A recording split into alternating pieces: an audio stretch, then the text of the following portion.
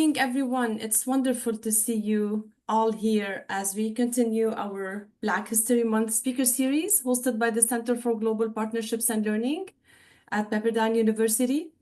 Last week, we led the foundation for this year's theme, resilience through reclaiming our narrative, Black history, Black stories, Black truth, Black power. We reflected on how storytelling, identity, and truth shape our collective history and future. Today, we build upon that conversation by exploring a cornerstone of Black resilience and empowerment, the Black Church. For generations, the Black Church has been more than a place of worship. It has been a sanctuary of hope, a platform of advocacy, a space for education, and a driving force in movements for justice and equality. The voices from the pulpit have echoed beyond church walls, shaping narratives of faith, resistance, and social change. This morning, we are honored to hear from distinguished leaders whose experiences and scholarship provide deep insight into these narratives. They will guide us through the historical and contemporary role of the Black Church in reclaiming stories, persevering truth, and shaping the path forward. It is my privilege to introduce our esteemed panelists, Reverend Dr. John Kinney. Dr. Kinney has devoted himself to the pursuit of excellence in theological training and ministerial preparation and has distinguished himself as a systematic theologian, academician, and administrator in a career that spans more than 40 years. This includes 27 years of service to Virginia Union University as Dean of the Samuel DeWitt Proctor School of Theology and Senior Vice President of the university. He received undergrad and graduate degrees from Marshall University, Huntington, West Virginia, and Virginia Union University in Richmond, respectively. He was awarded the PhD from Columbia University Union Theological Seminary in New York. He has also shared in instruction at Chicago Theology Seminary, Chicago, Illinois, Randolph-Macon College, Union Theological Seminary, and the College of William and Mary. Dr. Kinney has lectured extensively across the breadth of this nation and in Africa. He has been a featured lecturer at numerous universities and colleges, including Yale University, Duke University, Michigan State University, Howard University, Southern Methodist University, Virginia Commonwealth University, and the University of Richmond. He has also presented at numerous theological schools, including Liff School of Theology, Bangor Theological Seminary, Shaw Divinity School, Hood Theological Seminary, the Baptist Theological Seminary, McCormick Theological Seminary, Union Theological Seminary, and many others. He is recognized for his theological constructions addressing the designed harmony in creation and the subsequent fragmentation and separation with particular attention to racism, sexism, and materialism. His thoughts are included in several publications and crystallized in an article entitled The Theology of Fallenness, The Roots of Racism. Dr. Kinney's commitment to the needs of the community at large is apparent by his avid participation in several professional societies and organizations.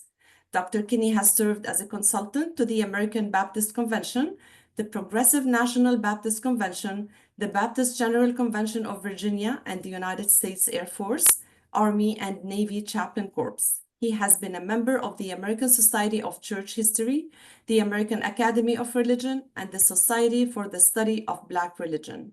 He has served the larger community of theological educators through multiple leadership roles in the Association of Theological Schools in the United States and Canada. Dr. Kinney chaired the Committee on Race and Ethnicity from 1998 to 2000.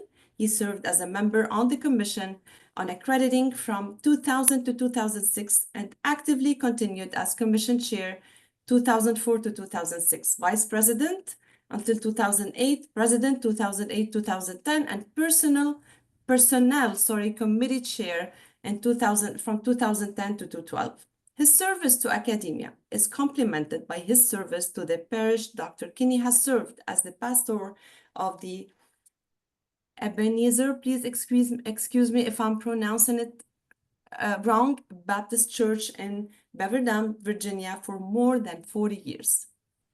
He and his wife, Dr. Quintina, are the proud parents of 7 children: Earl, Erica, Aaron, Nathan, Press, Danny, and Ricky, in addition to 20 grandchildren and several godchildren.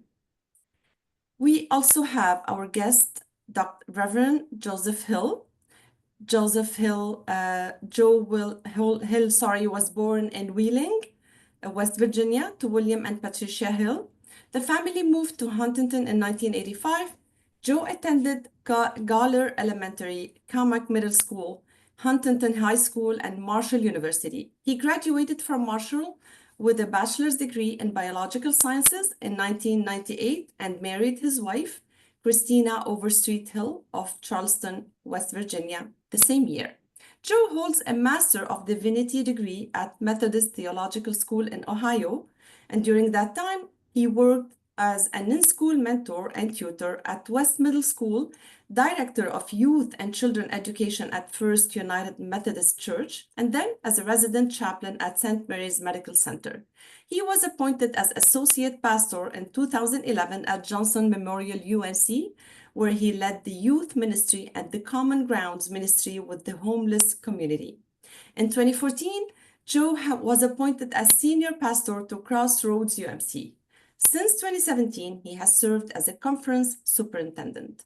Degrees and job titles aside, the most significant accomplishment to Joe is who he has tried to be as a husband and a father, and who he has tried to be and who he has tried to let God be in and through him for the people, the churches, and the pastors who have been in his care. The people he has helped to feel valued and cared for, the young people he has encouraged and supported and watched grow into happy adults are what he counts as successes. Getting churches to offer themselves fully to their communities, to be the expression and the experience of God's love, peace, hope, and purpose to everyone and anyone. To do that, to be that, and to teach others to do and be that, that's the only accomplishment I am looking to complete, in Joe's words. We also are honored to welcome again Reverend Dr. Sharletta Green. So our distinguished guests this morning, their collective wisdom and leadership bring invaluable perspectives to this discussion. I encourage you all to engage, reflect, and take part in this important conversation. And with that, I'm honored to pass it over to our speakers. Thank you, Dr. Lena, and good morning to everyone. It is an honor to be with our guest this morning, and we're going to start with letting Dr. Kenny kind of give us some context to our conversation, and then we'll have a back and forth between the three of us in conversation around some questions. Well, good morning, everyone, and thank you for the invitation. As you heard in that gracious and extended introduction, my life has been given to theological preparation. My discipline is in the area of theology. But the entire time that I've been a dean, a vice president, president of the Association of Theological Schools, I've also been a pastor. And the reason for that, quite simply, is that oftentimes we separate the academy from the practice of that which we are learning. That's one of the false demarcations. And I say this, and I don't do it in an act of self-promotion. In pastoring a small rural congregation, when I went there, I've been called twice by the same church. I went there and I left to go teach in Chicago. And one of the elders, she was 106 years old when she died, Marie Gardner. Her portrait is in my office. She grabbed my hand and she looked at me and she said, Pastor, I was mad at you because you come here and you leave us. But I have prayed and God told me he wants you to go. And I don't want to be in the way of God. I want you to go. But then she said this to me, and I'm still trying to catch up with it. She said, Reverend, when you go up there, please don't let, and y'all excuse this reference, those white folk change you. Because you one of the few educated Black men I know who can still think. Now, this is coming from a woman who was a domestic her entire life and didn't have any formal schooling. I'm talking about even school. And here she is challenging me and trying to understand what that meant. And if any of you are familiar with the work that I've done in this concept of snakeology, which suggests that Western spirituality and the dominant theological construct in the Western church is built upon the lies of the snake rather than the revelation of God. Those two lies are God is distant from you and threatened by you and wants to stay in your place. The other lie is you are deficient and inadequate and you must claim and possess something outside of yourself in order to establish your legitimacy. Those two lies are constantly told in the church, that God is above, beyond, and secondly, you're deficient and no good. And you need something outside of yourself to be legitimated. And if we begin to talk about the narrative of the Black church, and we're going to say more about this later, but I want to start here with just to say that one of the great gifts of the Black church, and understanding the Black church is both a dynamic institution and not a monolithic institution. So when I use the term Black church, I'm using it generally because it's dynamic. You expect it to change. If it's not changing, it's dying. And the other thing is, if it's absolutely monolithic, somebody within it's being oppressed because they're not free to express their diversity even within their community. Now, so within that, one of the great gifts is what in contemporary parlance would call the dignity index. They talk about this in business now. What is the dignity index of your business, of your institution? That is, how do the people who interact with you feel about their own sense of value when they interact with you? The great gift of the Black church was the dignity index was off the chart. Everybody had a sense of worth and value. Everybody was celebrated for their intrinsic worth and dignity that was not derived by degrees, outside accomplishments, but you had dignity by birth. If I could begin to articulate this, when I'm trying to teach it, I always use cinema and other artistic expressions to make it come alive. Any of you all know the story Roots, either in its written form or cinematic presentation.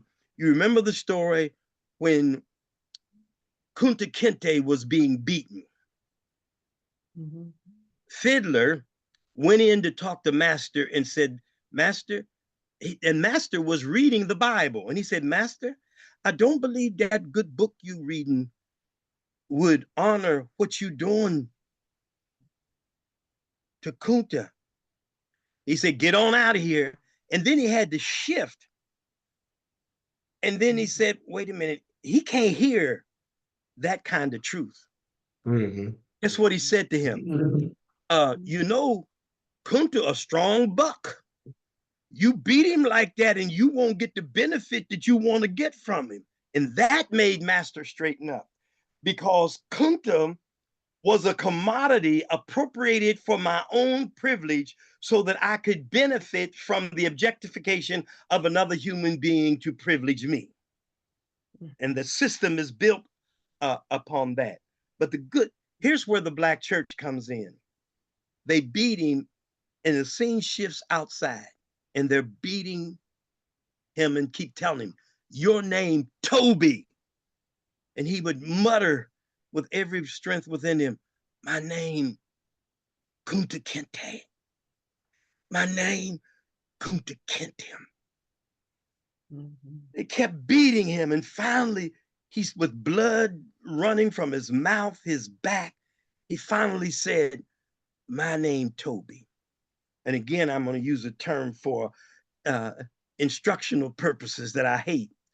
And the man beating him said, that's right. Your name, Toby. Now you're a good nigger. Mm. Yeah. Because I beat the name out of you. Where the Black church comes in, Fiddler comes out, gives him water, and then cradles him in his arms and rocks him back and forth. And he says to you, they calls you Toby, but we's knows you Kunta Kinte. And in some ways, that's part of our story that we may be losing, because the church is dignity indexed, has been diminished, and we are celebrating Toby and teaching you how to be Toby, because then you will be promoted. So what is happening is you're moving from a dignity index to a status index. And your status is externally defined and achieved. So your legitimacy and your authenticity is defined by what you can get, possess, control, and do outside of yourself, rather than embraced intrinsically, and you live through yourself. And then what happens is, rather than bearing fruit, you start taking fruit. And your status is elevated based on how much you can take, control, and have. And people even join certain churches because joining that church gives me status. And the other side of Trample that, on my and dignity, people, but as long as you give me status, that's enough. and the other side of that is what that person doesn't tend to view is, I may be elevating my status and I may be getting, but that's still only tolerated as long as you're still a viable commodity to whoever else is above you on the hierarchy. Absolutely. You can take whatever you can get and take. Stay off my level. And if you bump up against that, all of a sudden you're gonna be right back down and wonder what happened to you. But even when you think you're, and this goes beyond the Black experience. It really is a universal experience in a modern context. That even if you think you're succeeding, you're operating in systems that have been designed in such a way that you will be allowed to succeed as much as you want to, as long as it also benefits someone else. You will still be Toby to somebody. You may have Toby's under you, but as long as if you get out of the lane they're allowing you to have, and that's not limited to our Black experience, you will find yourself back on the whipping block. Yeah. Someone will try to break you again. Yes. Inside and outside of the church. And so some people are aware of that. This is the real tragedy of it. May become aware of that game in full and still sign off. They're willing to exchange their commodification, their objectification, in turn for at least getting whatever gain they can get out of the system. And the problem, as I mentioned before, some of y'all got on the call, the reason we lift this up in regard to the Black experience is that kind of brokenness more quickly, more intensely, damages, does harm, perpetuates harm in that smaller space of the larger world experience. It becomes a perversion of what would be called the social contract, where Yes. we become monads that relate to each other for utilitarian purposes, primarily in a mercenary nexus. And the question in demonology, in the way that this United States is moving right now, you live for certain things: privilege, position, power, promotion, pleasure, possessions, and profit. And if you can give me that, I will promote you and even call you godly. Because the question is no longer what is the design, desire, intent of creation that engenders flourishing. The issue is, how do I get mine? And I do that through the commodification of objectification of other human beings, which biblically is called fornication. Fornication is the objectification of another human being for the purposes of personal gratification and pleasure, without no investment, concern, or care about the one who is pleasuring me. Yes. Yeah. And that's the way we are operating. And that's right now, it's where we are shrinking as a nation. Mm-hmm. And I think sometimes, well, the evidence, Christian nationalism, I think sometimes it has become the normative paradigm for even how we walk with God. Mm-hmm. If you will promote my religion, you can Mm-hmm. kill, murder, and even practice genocide as long as you are promoting me. Yeah. Mm. Yeah, now that's a hard pill to swallow right there, you know, because we in our minds have often thought about, you know, religion, faith being something that allows us to transcend what's going on in this world and tap into the God being, the God love, the God spirit in order to bring about the kingdom. And that is not what's going on right now. And so I'm wondering if you could talk to us a little bit about how, I mean, the fact that we have a Black church and a white church tells us that there's something not okay in the land. It hasn't been, right? And the church should just be church. We shouldn't have to make those markers and distinctions. But there's been something powerful about this, that the birthing of what we call the Black church um, in the hush arbors in the midst of plantations where people had been stripped of their dignity, stripped of their land, stripped of their culture, their country, their home, their language, even their religious spiritual practices, and yet found a way to pull this new thing all together using a religion that had been used to oppress them and finding the liberation in it.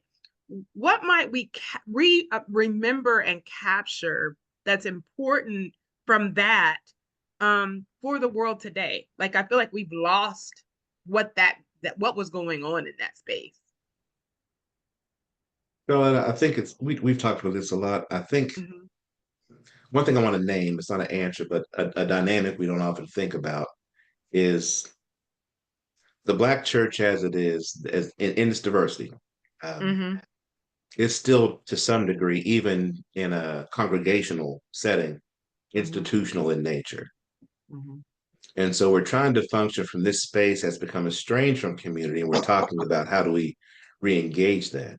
But when you talk about the origin, it's worth pondering to think that the Black church in America originally came out of something very indigenous to this people who got stolen out of their own narratives, their own diverse communities, and now are lumped together as a people and labeled as a less than and another people. But how, in the midst of a narrative that was given to them in religion that was meant to subjugate and rationalize your otherness, as they heard that, still they heard in that same narrative that was being interpreted for them, they heard their own interpretation, which was life and hope and liberty and possibility and value. And that what the Black church is now came from an indigenous synthesis, really. Mm-hmm. And so I've wondered if the question, I wonder if what we're looking for on the horizon Mm-hmm. has more to do with how do we join with Mm-hmm. and help nurture without controlling Mm-hmm. another indigenous surfacing of, another indigenous reclamation of the redemptive story of the kingdom of God that may happen in community instead of operating from our Black church institutional side and thinking about how do we do whatever it is we're trying to do, regain relevancy or make an impact or whatever.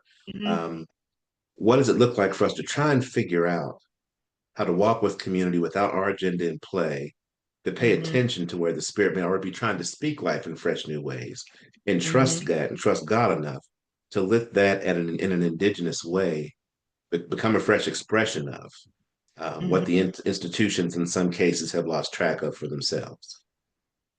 Yeah, I think that's very good, Mm-hmm.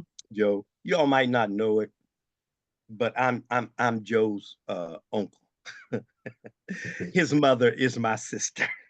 Yes, proudly so. Proudly so. And we have a long uh, history in our family. Our uncle was the dean of Howard University School of Divinity, and you'll see our long history. Our family was even part of the founding of a Black expression in the church. But here's one of the things that I, in my own ministry, and have limited success, because you got to constantly do it. The Black church began as a God-centered institution, not denominationally centered, not Bible-centered, not even Christocentric, but theocentric. Yeah. And they would, here's when you read their literature and read the story, guess what their question was? That doesn't sound like the God I know. That's it. Yeah. You brought something to me. And it immediately reminds us that they did not come here tabula rasa.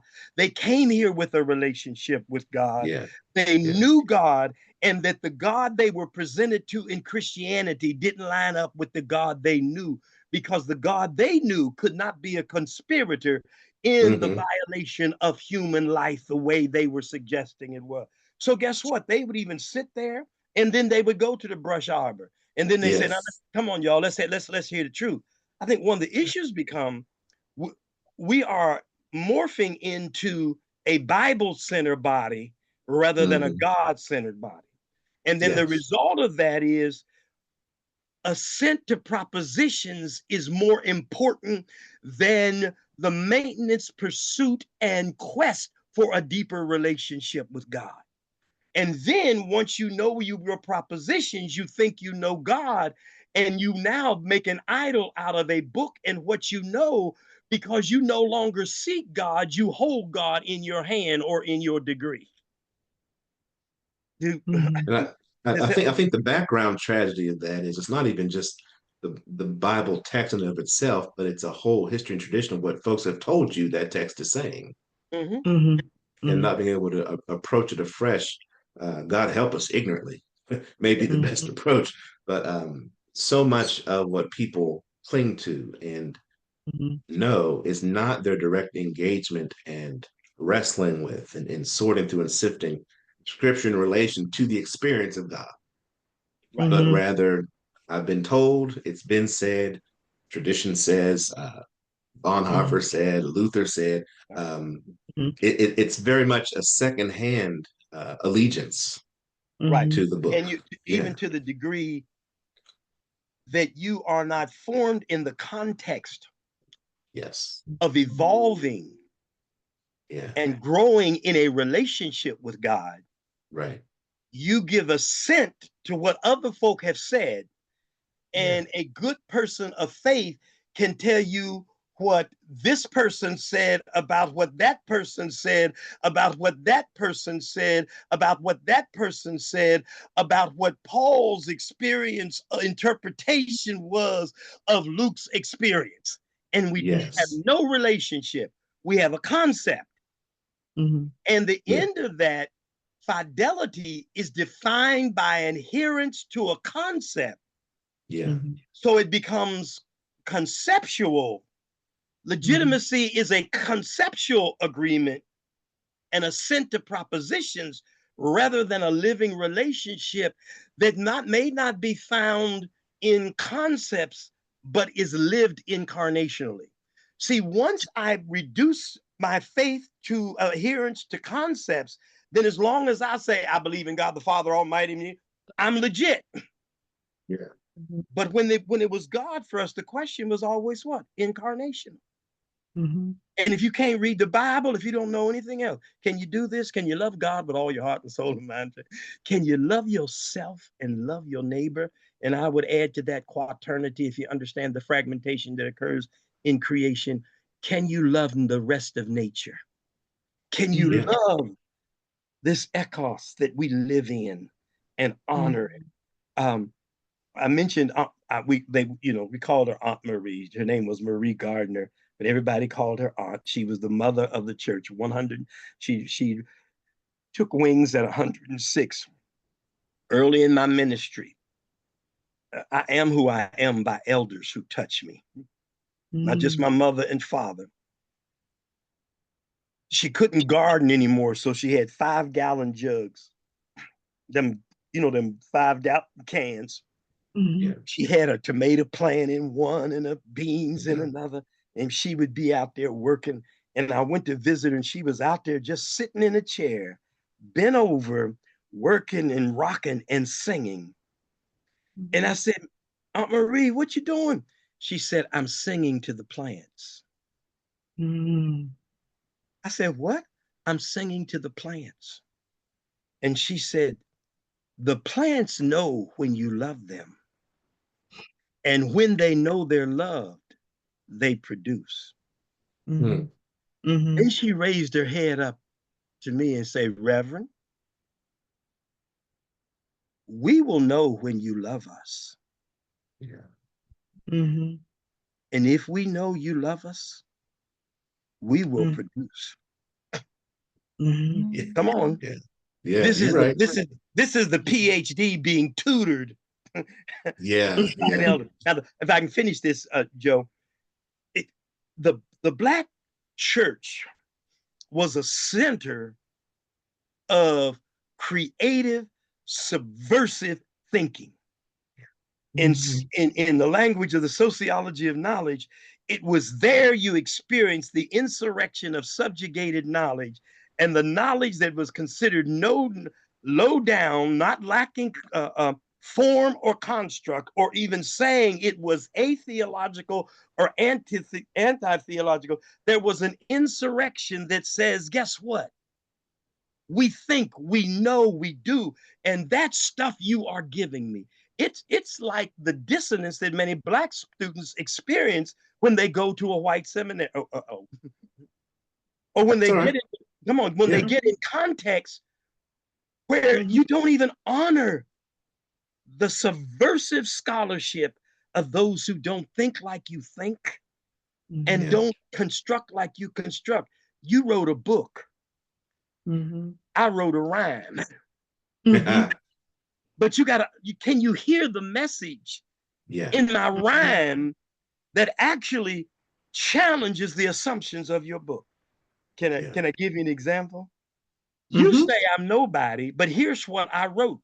My situation and my location and your interpretation that leads to my negation is not the basis of my identification, because my identification is in my creation, not my situation, my location, or your interpretation. And once I claim a relation with the source of my creation, none of your interpretations can place a limitation on my elevation, determination, or celebration. And you see, that's not, no, you missed the genius. They would tell you stories. And I tell people, if you want to understand their thinking, read folklores or the prayers of your ancestor.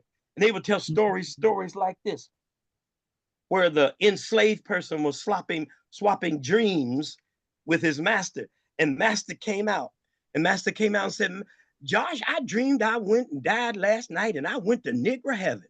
And y'all niggers was all over the place. You was playing your banjos and spitting your watermelon seeds and stirring up the dust on them streets, just dancing and everything. And it was all you niggers was all over the place. He said, Master, you must have ate the same thing I ate. Because I dreamed I died last night. And I went to white folks' heaven. But he said, Master, the streets was paved with gold.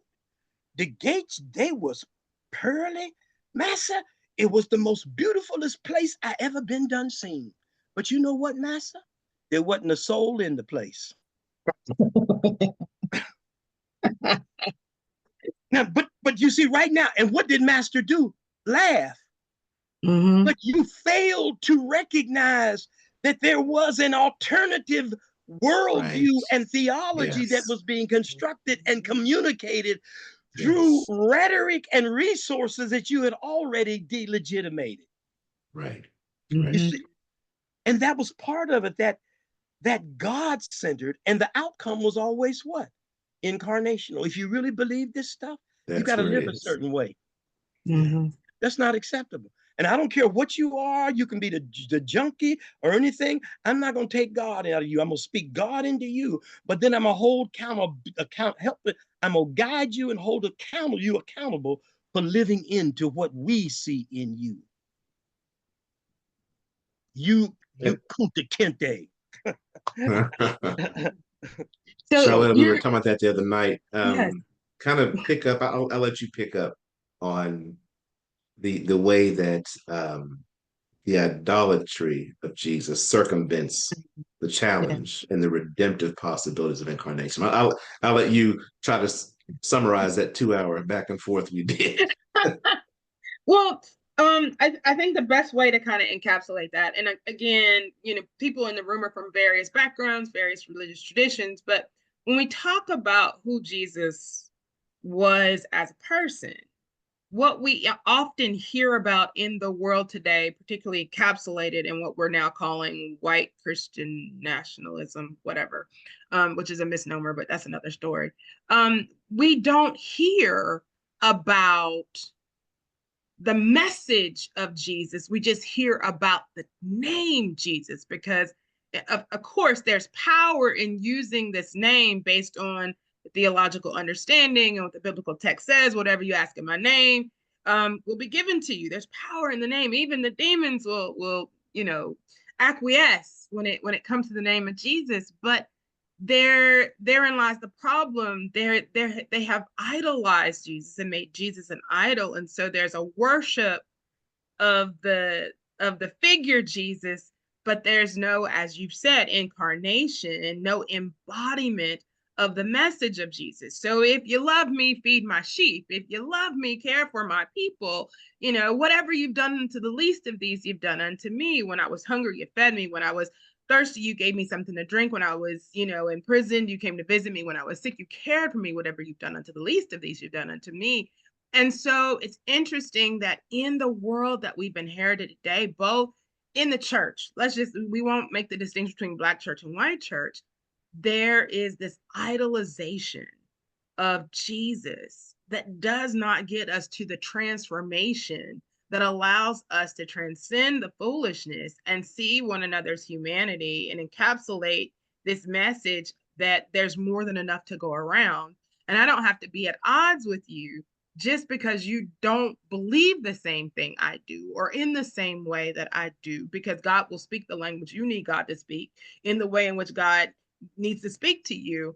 And rather than us finding this way of living in a world that's abundant, we've, hamstring God and the person of Jesus in this one space that garners nothing but power and carnage in essence, because then Jesus hates who I hate and loves who I love.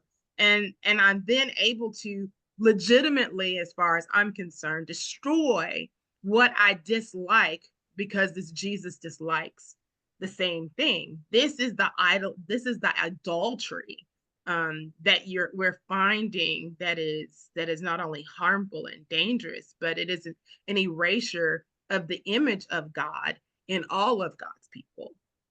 So that's. Could I comment on that? Yes. See, even when we talk about DEI, yes, I take it back to that you're destroying creation. You're not destroying the diversity. Right. But we always talk about, we talk about the similitudo and the imago, but the word following the imago is what? DEI. DEI. Day. Come on. And what is happening when you start objectifying, commodifying people, you take the DEI out of them. Because they're no longer in the image of God. So in order to subjugate women, I find a text that says women are not in the image of God. They get their image through man. You know? And Black folk are not in the image of God until we do this to them. Now they're in the image. So you subspeciate certain people or groups, and you're literally putting yourself up as God. And this to connect with what you said, Dr. Green. And that's why in my own work, I talk about calling us to recenter. Why? Where is God now in our system? Up there. Yeah. Come on. The whole concept of Emmanuel, God with us, God is not up there. God is here.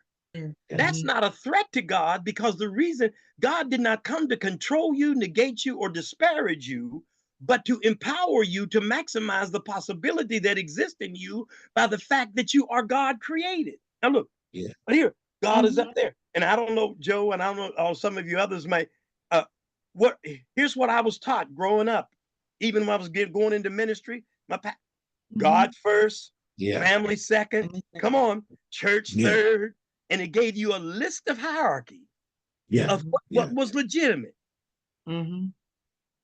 God is not at the top, God is at the center. Everything you do revolves around your God relationship, and our ancestors were centered in God. Now we are beneath God, and Jesus is beneath God, but then if you get him, you can rise up. I get critiqued because I'm not Christocentric enough and I'm not Afrocentric enough. If you're Afrocentric, it will direct you to God. Study God in Africa. If you're Christocentric, where does God direct you? I mean, where does Christ direct you? God. But you make Jesus the one who now, rather than collapsing the hierarchy, is a participant in the hierarchy by creating a group of superior people because they go to my church. Okay? Yeah. And that's not a, and racism and sexism are all a part of that dynamic. Yeah. But here's what sociologists would say, Joe, and I want you to please, once you gain privilege from a lie, you don't want truth. You want that which preserves your privilege. And if you go to church, if you go at all, you don't go there for a prophetic transformative wedge for a future. You go there for the psychological assurance of legitimacy of your present happiness. Tell me what will keep me happy. And that's where a lot of mega churches are. Of all races and all cultures. God wants you to have, and here's how you get it. Hallelujah. And you're going to walk out of here with, but we don't realize it's hard to break that. First of all, that is actually what the creation story is about, the deviation and the distortion. But all of us have benefited from the lie. And if I ever change how I see God, I got to change how I lead. I got to change how I teach. Can I say, I got to change how I love. Because as long as I see relationship like this, intimacy is impossible. Intimacy. We never experience the oneness that God desires.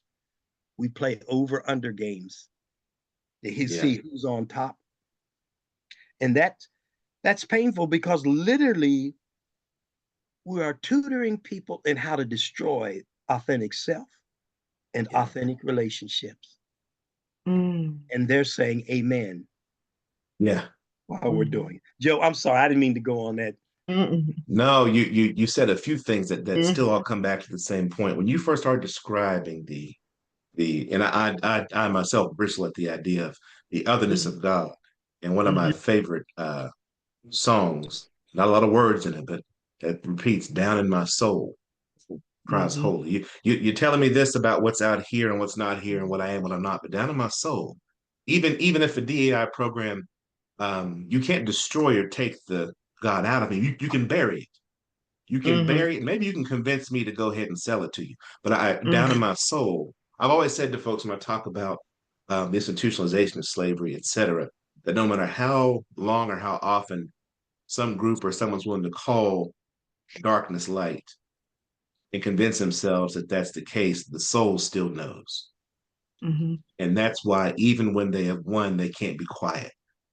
Because anyway, okay, so here's what I'm gonna get back to. So getting away from this otherness that we set up, this hierarchy, Very conveniently, as you described it, Uncle John, what I see in the image of it is there's a hierarchy, and you can't even engage the hierarchy without a top human being. The preacher, the pastor, the bishop, the pope, maybe the DS. That's how the system's played out, and it is not hard to break in principle. What it requires is people who are currently at a place in the hierarchy to stop saying I'm in charge or I've made it, and to say, what is my obligation to the folks that not some other person, but God has not put me over, but placed in my care. Yeah.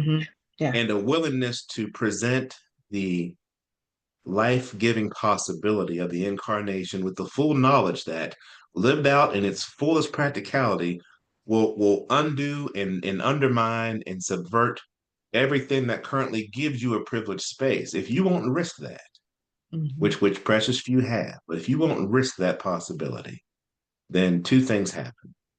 You have made a lie of the way that Jesus teaches, because he teaches there is no line on the way at which you say, I can't take it further than that. My life's at risk. That's exactly the line you're supposed to cross.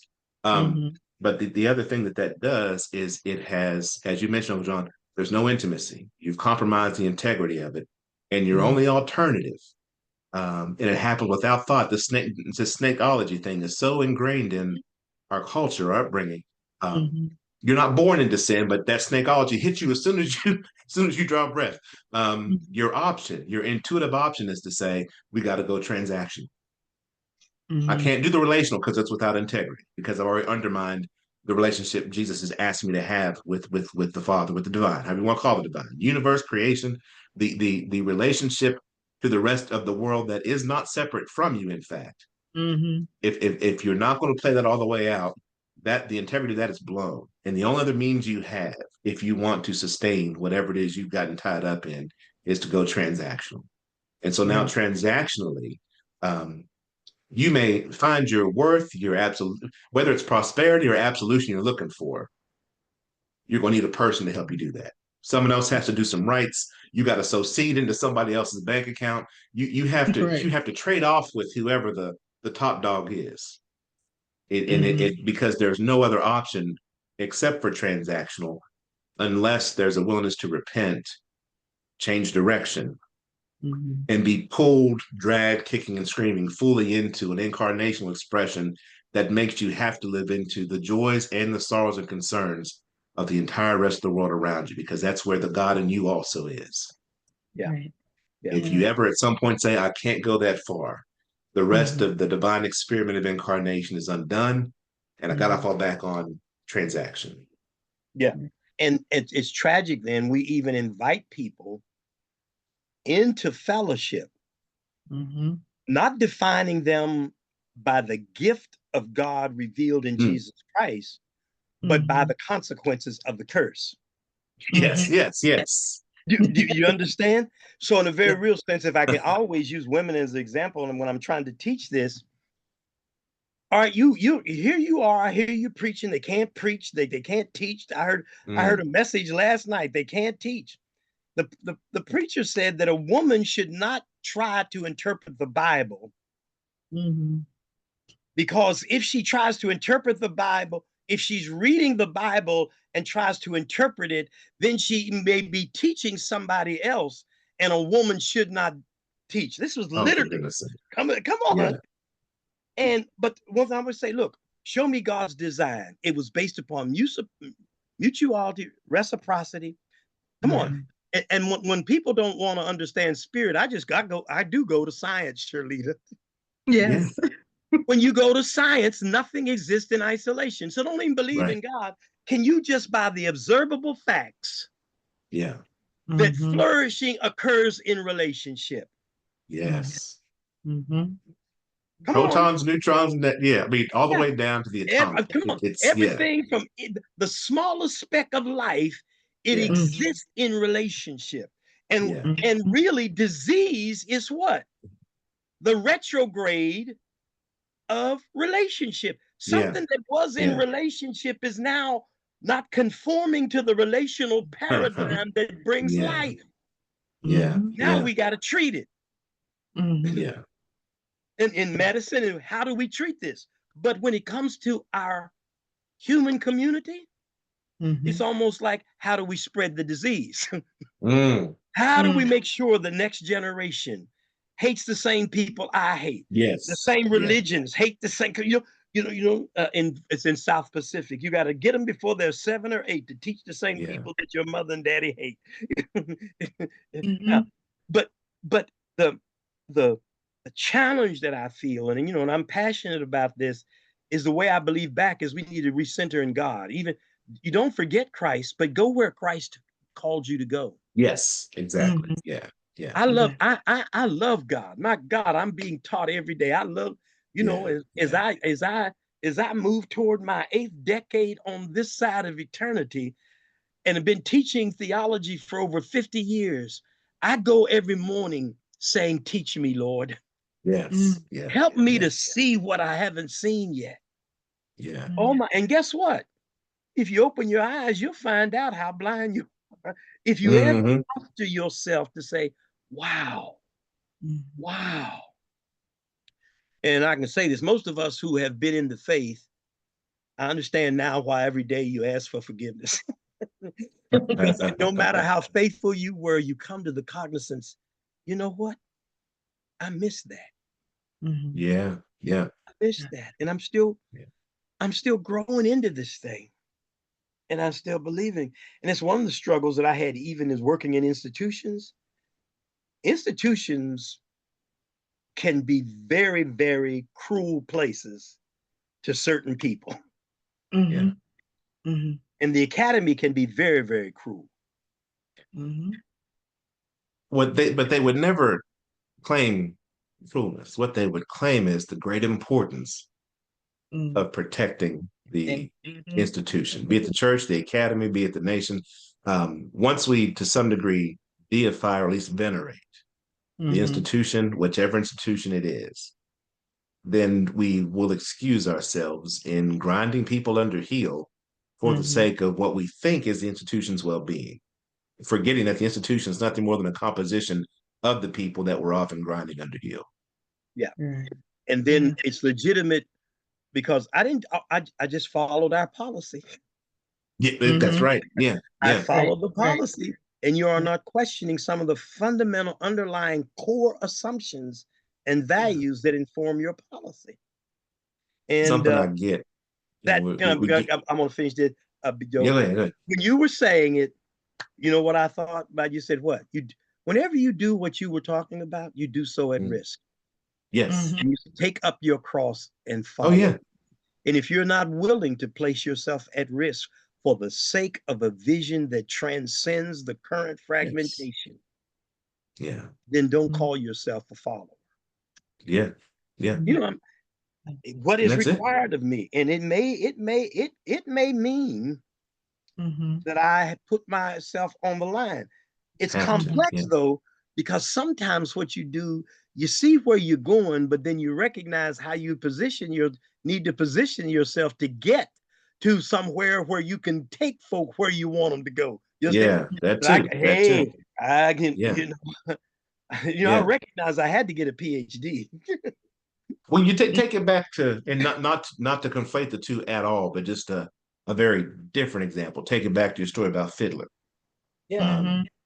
Fiddler, to some degree, has to play the commodification game to be in a place to intercede for Kunta Kinte. And so we all have our spaces and roles to figure out.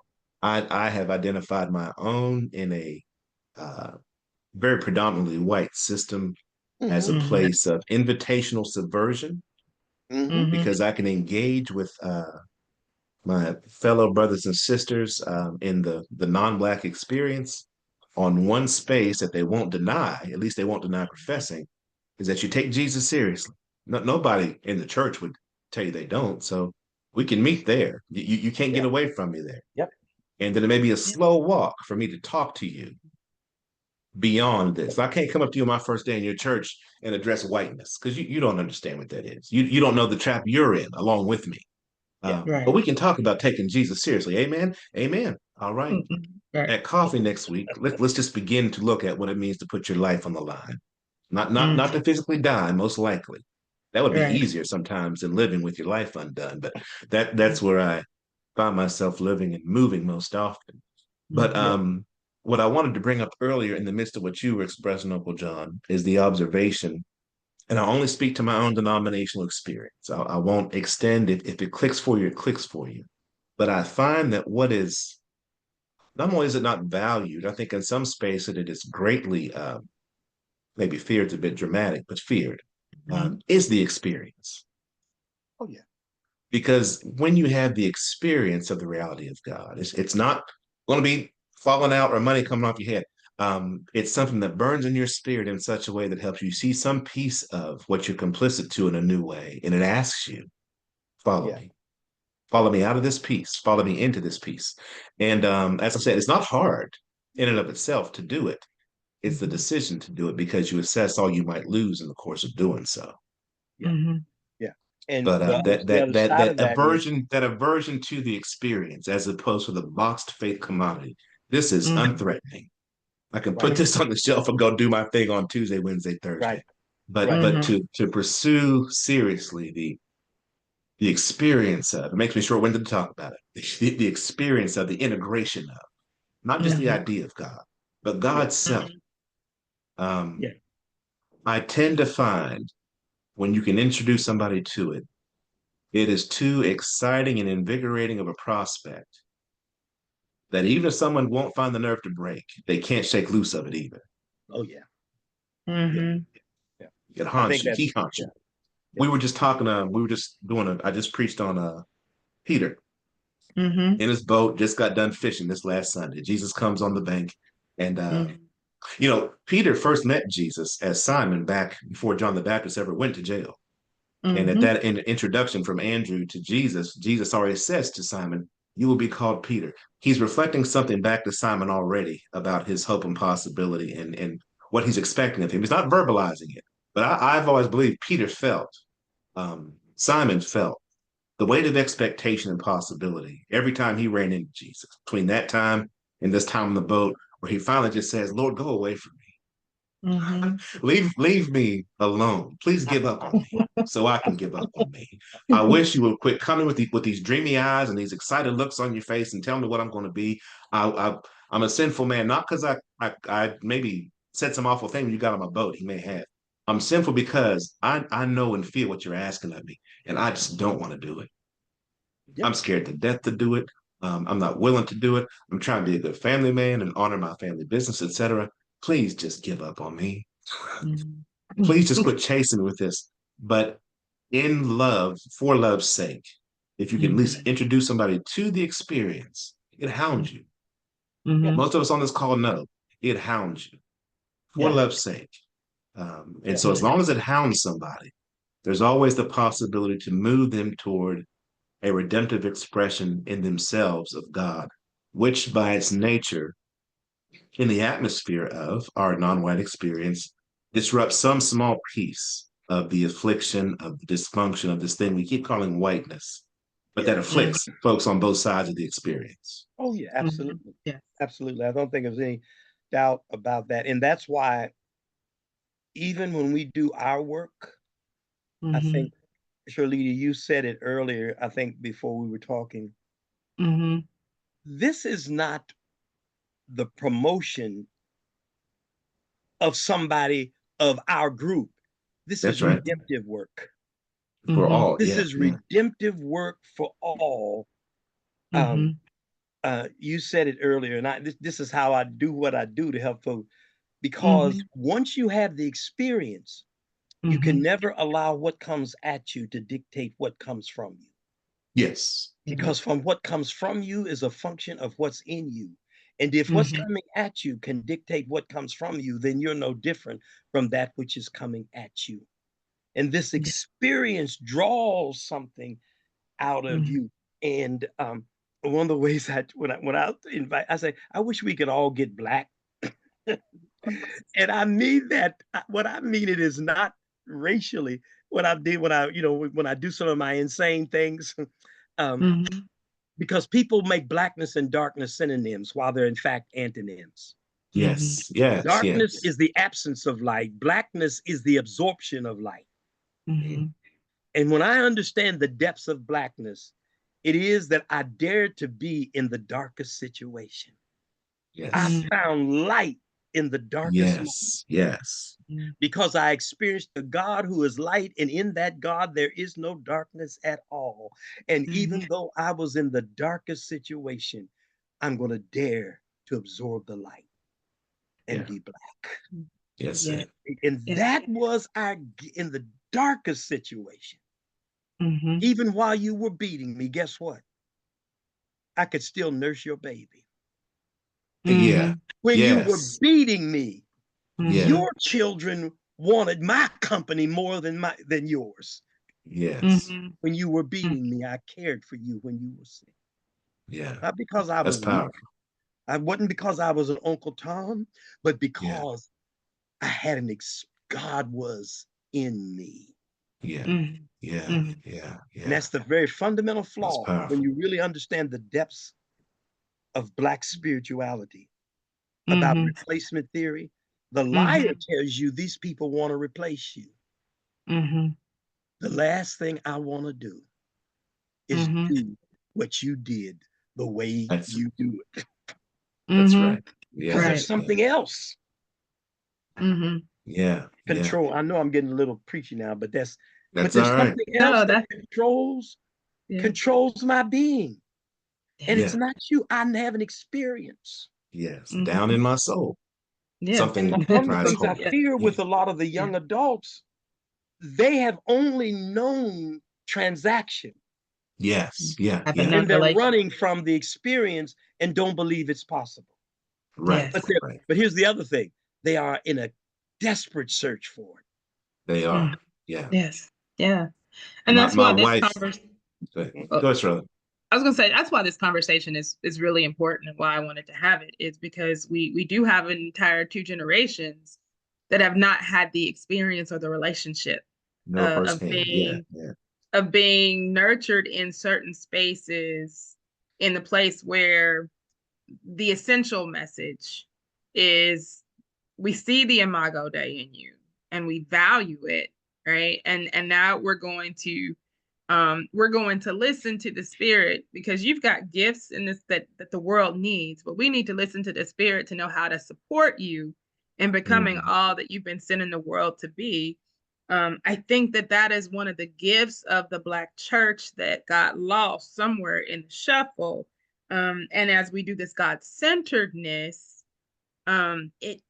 it shifts from it being about the transaction to being about God has placed in each of us gifts that the world needs for the season that we're living. How then do we tap into this Godness in us and in you and in the world surrounding us, and then support you via instruction, via correction in love, because sometimes we do some stuff that ain't anchored in love, so that then you can soar and be what is necessary for the world today. Like we live in a transactional world that is desperate for a relationship. yeah, And Joe and I've had this conversation many times because that was my main focus and my main fight in the church. I've got to build a relationship, but you want a transaction. You want me to sing to entertain you, but my singing is not for entertainment. My singing is for the edification of the God who sent me. Right. yeah. And then when I don't do what you want me to do, then I'm not a good pastor. I'm not a good person. And you've missed out on the relationship. And ultimately, that's what we lost in the garden is the relationship with God and all of creation. We didn't lose heaven. We didn't lose all the things Yeah, that we were focusing on. We lost that.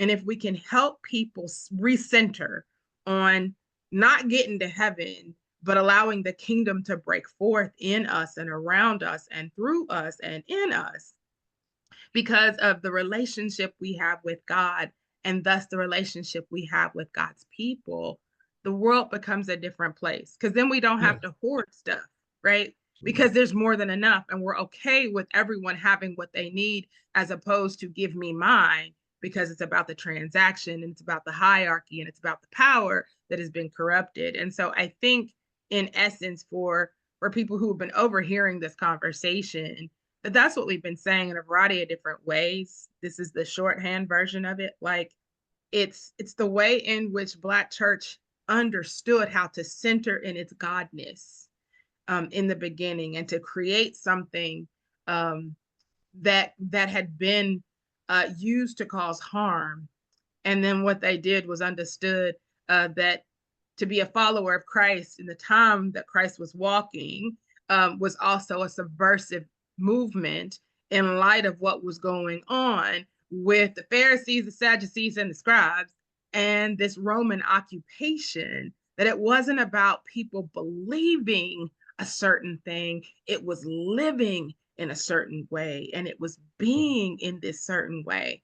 And so if we can reclaim that, so that the world might know God in us, and the God in them that gets overshadowed by the brokenness, by the fear, by the shame, by the hatefulness, we might just be able to shift the landscape. We have an entire regime of leaders who are broken, fearful little boys and some girls, who have been so harmed in their being, and they need to know that they have been loved from the beginning, even though the people that they were part of didn't love them. They need to know that correction is a reality, that you can't just do whatever. There is always some type of opposite reaction to whatever you put in the world. And there's correction, because God corrects what God loves in order for that to produce and be who God needs them to be in the world. And so even the way in which we talk about these folks adds to, because I'm guilty of it. I call him an orange Cheeto. I call him Agent Orange.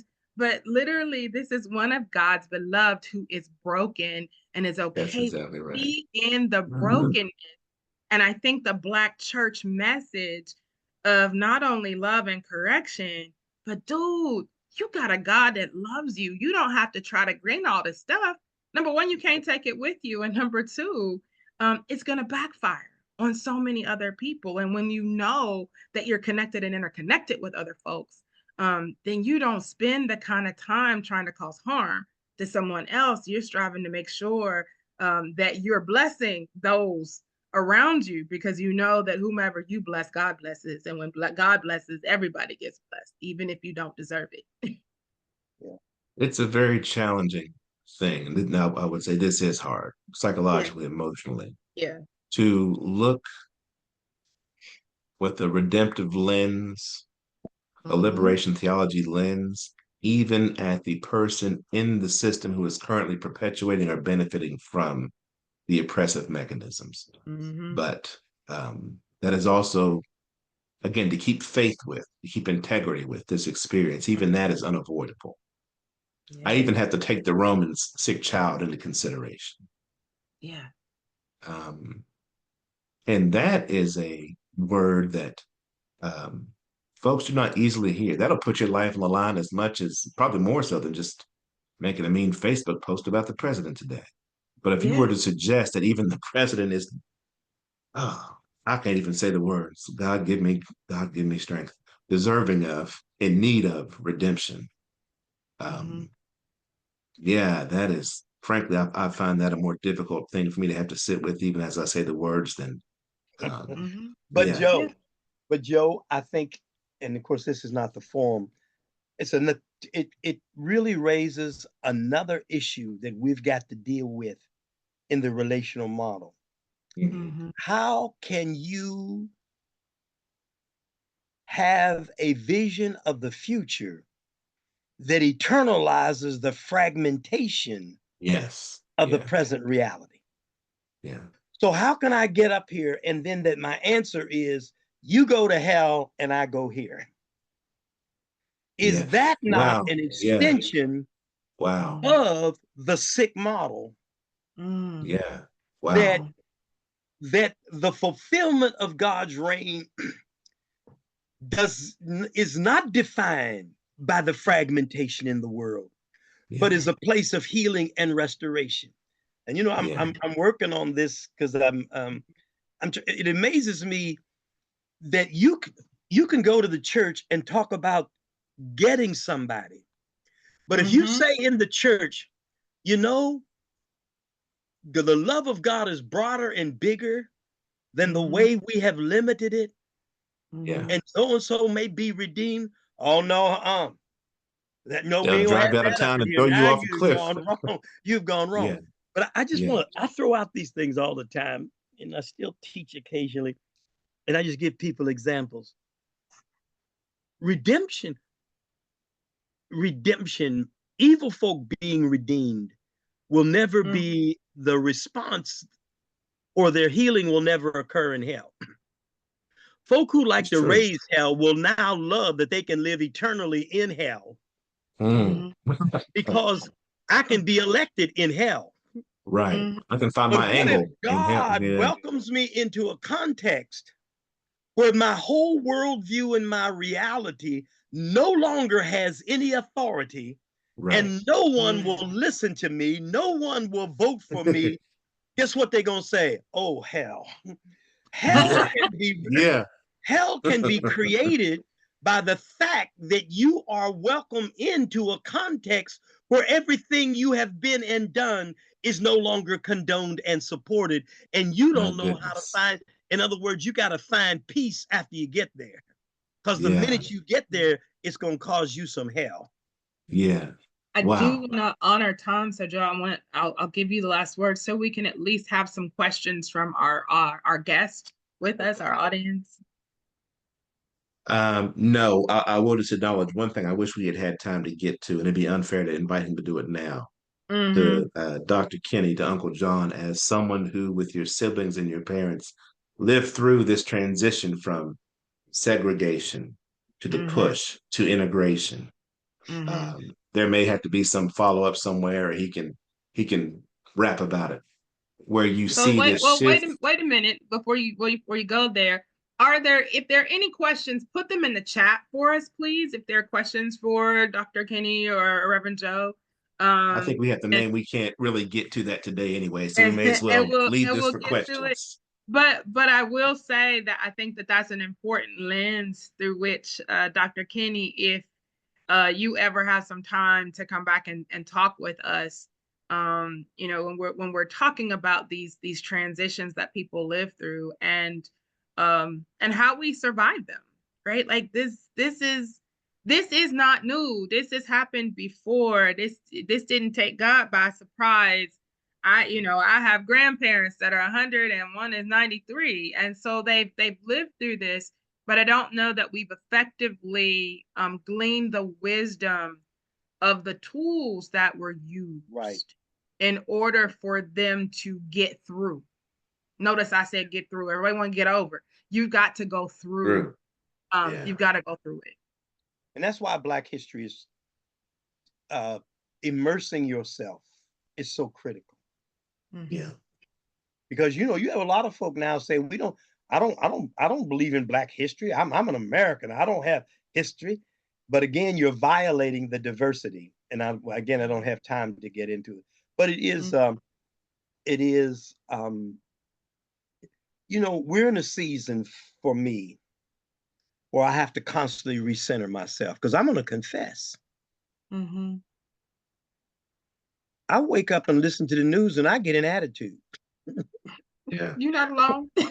And my spirit, come on. And not only do I feel bad, you know, spiritually, my aura, I start feeling bad physically. And I literally have to stop and catch myself and say, wait a minute. I'm not going to give this authority. You're not going to keep living rent free in my head so that everything I say, no. And because I think it's how we over spiritualize certain things like rebuking and binding. Literally, it's like just, I'm going to take authority over this. And I think we all have to acknowledge ways that we can be seduced and drawn into things that violate us and require us to violate other people. And in some ways, it's the nature of institutions. But I'm on, you know, that old song that said, I just, you make a commitment to light a candle where you are. I light a candle, and so, you know, I'm not one of these big guys going all over the world and doing this and doing that. But there are a lot of children I have the opportunity to sit with. Mm-hmm. There are people that, you know, that I have an opportunity, and God, please grant that I will not be an agent of darkness in this dark reality. And here's the other thing is, once you go back to what Joe said about the experienced, I don't need to preach hell and brimstone to you. That's right. I don't That's need right. to beat you up, because that experience will always call you into accountability. Yes. I Yes. will remind you of our accountability, but I'm not the one that's got to tell you, if you don't do this and you don't do that. That becomes an internal mechanism in your own being that begins to what?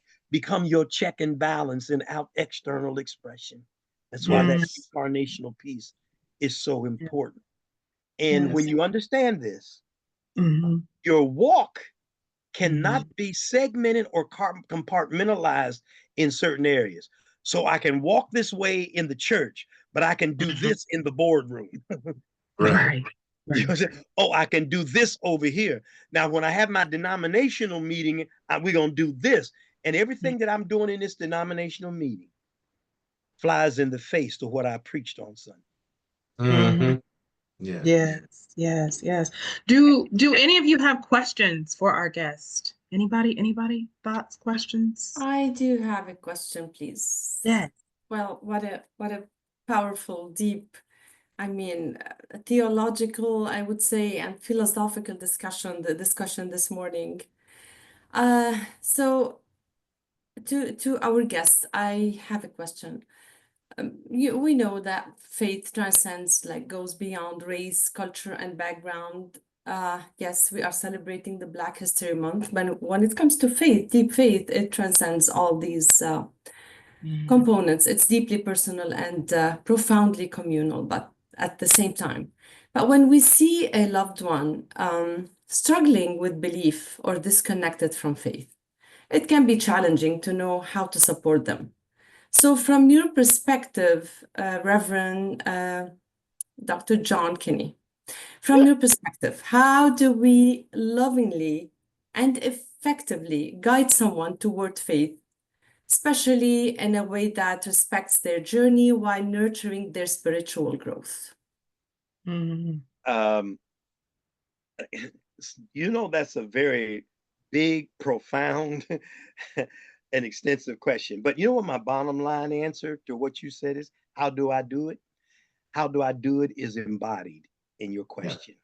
How do I do this lovingly? How do I do this with sensitivity? How do I do this with care? Because, see, I can't allow the way that I entertain my concern with you to strip me of who I am and how I engage you. So yes, I have people who have come in my circle. There are a lot of things going on that I do not agree with. I can't support, but I never withdraw authentic presence. To be there, to care, to celebrate, and you know, and they'll say, and you made me mad. They won't say that. They got other words they say, but the bottom line is, but guess what they'll say? Are you gonna be home? Can I? And I think part of it is, if I can put it this way, I have come to heal, not to condemn. Yes. I've come to bring life, not to pronounce the power of death. And because this is relational, I wish I could say to you, I always get it right. I wish I could say, if you looked at my ministry, no, I can't say that. But what I can say is that the heart that has experienced and knows God, my purpose is to bring life. In the beginning, God said, first of all, I give you the word. It says, I give you responsibility for the earth. We've made it. I have ordained a relationship with the earth, so to speak, because guess what? The earth existed in the story. This is just a mythic story to give you understand basic principles that are both supported and articulated in science. It says, I have put you here to care for this creation. Mm-hmm. In the second story, which is the first chronologically in terms of history, it says, and I put the one I've created in the garden to cultivate it, garden, and till it.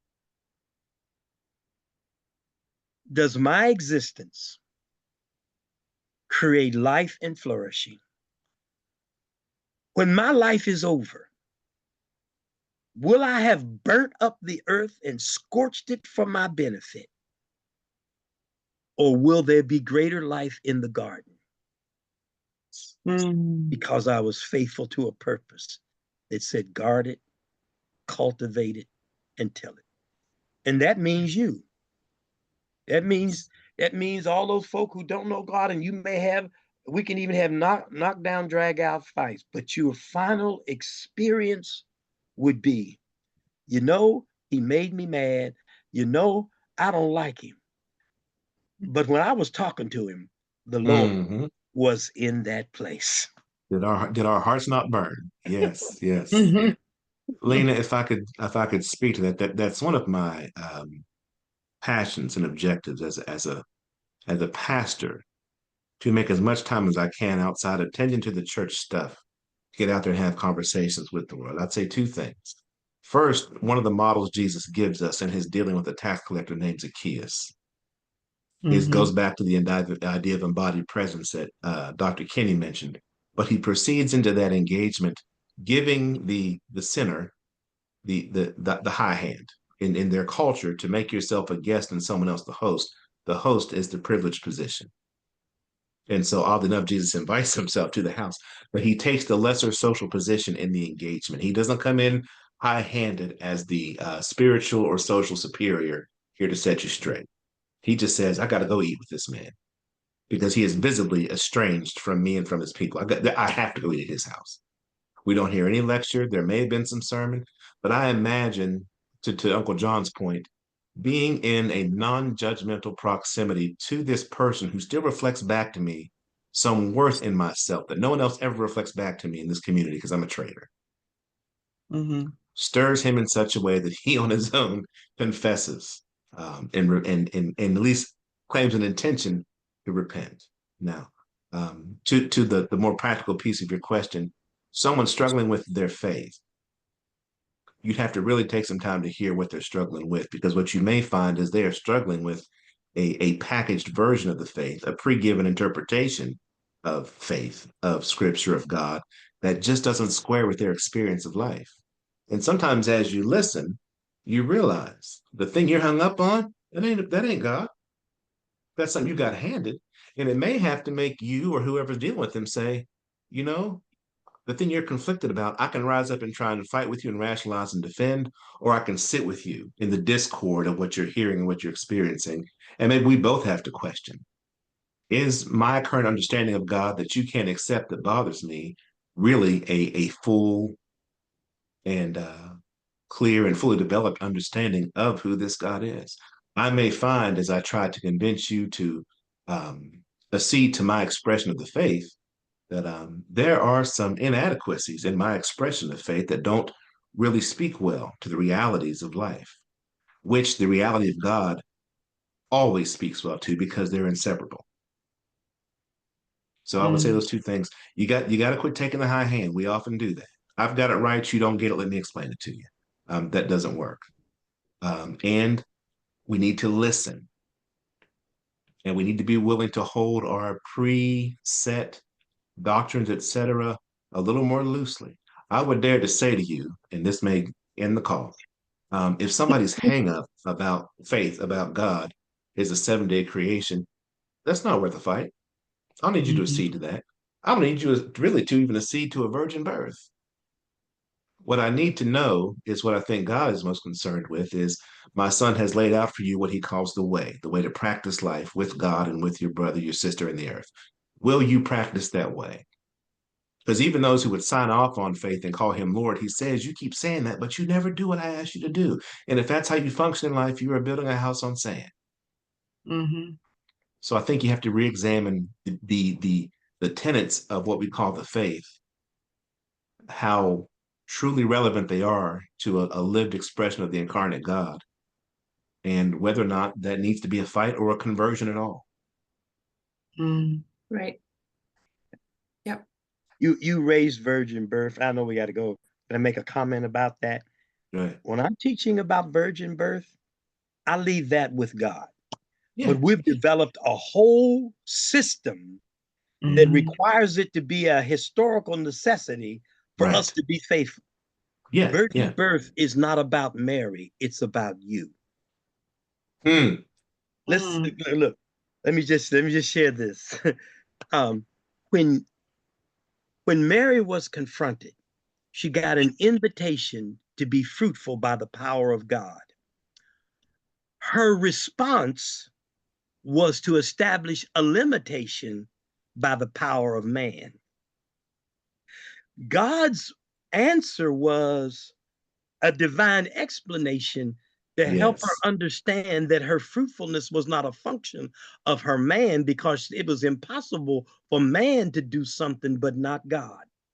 And in Yes. the end, it was her personal transformation. As she said, as you will, Lord, let it be. The good news of the story is not Mary's virginity, but you recovering yours. Hmm. Who have you allowed to penetrate you to the degree that you will reject, resist, and disavow God's call to fruitfulness in your life and give authority to a man? She had already been penetrated psychologically and consciously by her context to the degree that she gave man power instead of God. And in the end, she recovered her virginity. God, Hmm. I'm yours. Everything that I have been ceding authority to determine and establish my fruitfulness is now out of me. I'm fresh for you, God. And in some ways, to even go back to what was said earlier, that's how we meet folk. I'm inviting you to become fresh, to recenter, reclaim, reframe. And I'll always say that the end result of this discovery, we're going to rejoice. Yes. When we were God-centered, we rejoiced. The tragedy now is that a relationship with God is now legitimated by cultic demonstration. Yeah. Yeah. Rather than radical personal transformation. So if I dance the right way, or if I speak this way, if I can pronounce the glossary, I'm legitimate. Yeah. Yeah. No, the legitimacy is found that I looked at my hands and my hands were new. Yeah. I looked at my feet and they were too. And I can't And handle God it. help us. God That's would the say, challenge. That's the and God challenge. would say, So I'm child, still, your hands ain't. yeah, I'm still recovering. I'm That's it. recovering my virginity. That's the word. Recovery. I'm Yeah. recovering. I'm recovering because I see all these like sisters on in this. I was formed to see them as what? Beneath a man. And that toxin still tries to make a Sure. claim. Sure. But I'm recovering my virginity. And it's not the stuff you put in me that controls me. I have a Yeah. relationship with God. You know, the word recovery has been my stressed word. The old saying, "My hands look new." God would say, "Child, those are the hands you were created with. Yeah. We're just And getting they them just cleaned up. look new because you They haven't look new to seen. you." You That's haven't exactly it. recognized. That's exactly it. Right. You have to be introduced to yourself. Well, I mean, I Go don't know, ahead. even an hour and a half, it's not even enough. Do we No. have other questions, any comments, any feedback to this profoundly thought-provoking discussion? Mhm. I have a question, if that's okay. Please. Yes. Mhm. Good morning. First of all, just thank you all, just like Miss Lena just said, just profound. I have pages of notes. I've been yelling amen just throughout our time. I am a student here, a doctoral student here at Pepperdine. So I thank Dr. Gabby and the rest of the team for having this space. Um, and so Dr. Green, you did mention talking about your grandparents and what they went through, Mhm. segregation, integration at that time, and how there was a lack of sharing the tools of how to get through these times. And so I have to be honest, being here at Pepperdine at times is just triggering, seeing what's happening in the world, and then in a Mhm. space sometimes where I feel like it's a, I don't know, I'll just say it's challenging and it's triggering. And then I have Mhm. certain students and colleagues that are asked, like, well, how do we get through this? And, you know, I'm a Mhm. woman of faith and I pray, and I don't even know what to do besides doing that. So I guess my question goes with you, like how, like what tools do you suggest that we use to get through these challenging times? Like what can we be doing? What do we need to do? Mhm. Um, yeah, that's my question. Again, just thank y'all for this space and your wisdom and your thoughts. It's been mind-boggling and eye-opening. Thank you for that question. And so, what I will say to you and what I have gained from my grandparents is you never let the foolishness around you define how you show up in the world. That's the first thing. The second thing is they are people of deep faith. And so they prayed, but they so let me share with you that my grandmother is one of those people that I just yell at the Lord on a good day. Like, God, I don't even know why this is even happening, right? So it's this open, honest conversation with God. But I want you to know that part of the challenge right now is we've been isolated from one another. What they had that was very different than what we have is they had community because they were segregated, they were sequestered. And so Black people all lived in the same spaces because they couldn't live anyplace else. And so they had a plethora of things to draw from because the businessman and the trash man were all living in the same neighborhood, and so they had resources that they were sharing, and they had things to glean from in community that, because we live in various different places, we're isolated from. So the three things that I would say that were important that I have found that I take with me from my grandparents is praying without ceasing. It's knowing who you are and whose you are without a shadow of a doubt, not letting someone else define you. Um, and it's community. And I will add this: protect your peace, right? Take care of you because nobody else is going to do that. So if you need to turn things off, turn things off. There are a lot of people in our sphere that don't understand the struggle. And I have been told over and over again, Black people should just be happy to be here. Like we were, and I'm like, no, that's not a good answer. And what I'll say is your job is not to convince somebody of anything. It's just to authentically be who you are in the world. And sometimes being authentically who you are in the world is preserving everything that God has put in you in the midst of the crazy that's going on. So pray, create the community that you need to support you. Don't stop being who you've been sent in the world to be. And the one thing that my grandparents do really well is love and hospitality. Like it didn't matter who you were. If you showed up at their home, you weren't going to go away hungry. You weren't going to go away empty. They weren't going to take any foolishness. Now that's for one thing. Mary Crump wasn't going to take no foolishness. But what she was really willing to do, and what Charles was willing to do, is to be a space of hospitality and comfort and love and support when the world wasn't that place for people. those are the things I think that uniquely set us apart sometimes in the world, is not returning the ugliness that we have been victim to, beneficiaries of, to the world, but being authentically ourselves, because we've anchored deeply in our faith. We've anchored deeply in knowing that we have purpose for being, and these other things don't define that. You can get in touch with Dr. Gabby. You can always reach out to me if you just need somebody to support you a little bit from a distance. Thank I you. hope that answered your question. It did. Thank you so much. You're welcome. This has been an amazing conversation. I'm thankful for, first and foremost, thankful for my West Coast colleagues and friends for being up so early to accommodate the time that we needed to do this. So thank you for that. Thank you again, Dr. Gabriela Mary Montez, for allowing us this space. I don't know that you know how important it is for us to have this kind of space to wrestle with the things that are really important in the world today, in a space where we don't have to be afraid. I want to thank Dr. Kenny for his brilliance, his obedience to God, and him sharing the message of God that God has placed in him for such a time as this in a way that encourages us to dig deep, but to also be okay with, we're not here to be perfect. We're here to be vessels.